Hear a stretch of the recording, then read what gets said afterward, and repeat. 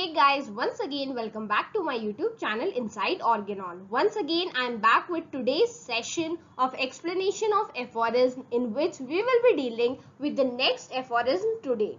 Friends, previous aphorism के videos मैंने already upload कर दिए हैं, that is the self explanatory videos of all the aphorism. तो अगर आपने वो videos अभी तक नहीं देखे हैं तो आप आई लिंक पे क्लिक करके या फिर इस वीडियो के एंड में मैंने प्लेलिस्ट डाली है उसकी हेल्प से देख सकते हैं. ऑल्सो फ्रेंड्स, अगर आप चाहते हैं कि डेली आप ऐसे एफोरिज्म के एक्सप्लेनेटरी वीडियोस देखो तो प्लीज मेरे चैनल को सब्सक्राइब कीजिए, बेल आइकन प्रेस करिए ताकि आप इनसाइड ऑर्गेनॉन के अपकमिंग अपडेट्स मिस ना करो. Let's get started.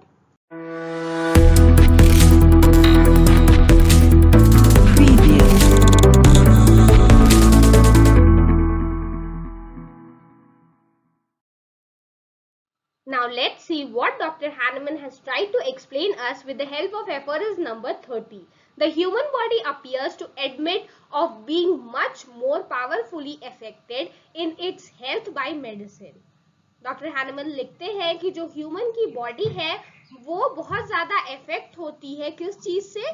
By the medicine. उसकी जो हेल्थ है वो मेडिसिन से बहुत ज़्यादा इफेक्ट होती है, partly because we have regulation of the dose in our own part. तो जो सेकेंडरी डिजीज की बात हो रही थी, जो आर्टिफिशियल डिजीज की बात हो रही थी, वो हम उसे रेगुलेट कर सकते हैं with the help of doses, क्योंकि वो हमारी पार में होते हैं. हमारी मतलब एक फिजिशियन की. Then by natural morbid stimuli for natural diseases are cured and overcome by suitable medicine. और ये हमारी बॉडी को ज्यादा कंट्रोल करते हैं मेडिसिन से than by natural morbid stimuli. That means disease producing natural stimuli. मतलब अगर हमारी बॉडी है, सपोज इसको अगर हम डिफाइन करें कि ये एक मेडिसिन जिसका डोज हमारे रेगुलेशन में है उससे ज्यादा इफेक्ट हो रही है, या फिर एक नेचुरल डिजीज से ज्यादा इफेक्ट हो रही है जो कि बॉडी के लिए हार्मफुल है, दो वी विल अंडरस्टैंड दैट जो नेचुरल डिजीज है वो हमारी बॉडी को ज्यादा हार्म करती है. सो इसीलिए हम जो मेडिसिन देते हैं उनके डोज हमारी कंट्रोल में रहते हैं, जिसकी हेल्प से जो डिजीज है वो बहुत ज्यादा स्प्रेड ना हो. For than by natural morbid stimuli for natural diseases are cured and overcome by suitable medicine. और इसीलिए जो नेचुरल डिजीजेस होती है वो जो मैंने आपको मोडस ऑपरेंडी प्रीवियस वीडियो में एफोरिज्म नंबर 29 के एक्सप्लेनेशन में एक्सप्लेन किया था, उसकी हेल्प से हम सुटेबल मेडिसिन जो कि टोटलिटी के साथ मैच करती है उसके साथ हम उसे देकर उसे ठीक कर सकते हैं.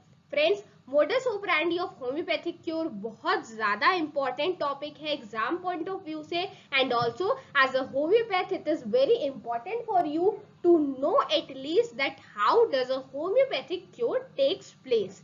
सो फ्रेंड्स, वो वीडियो मैं आई लिंक में और इस वीडियो की एंड स्क्रीन पे शेयर कर दूंगी ताकि आप उसे विजिट करें और समझ पाए कि किस तरीके से होम्योपैथिक क्योर टेक प्लेस करता है.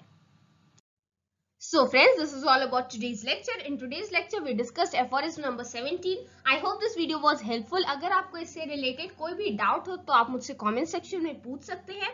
इस वीडियो को लाइक करना और अपने फ्रेंड्स के साथ शेयर करना बिल्कुल मत भूलिएगा.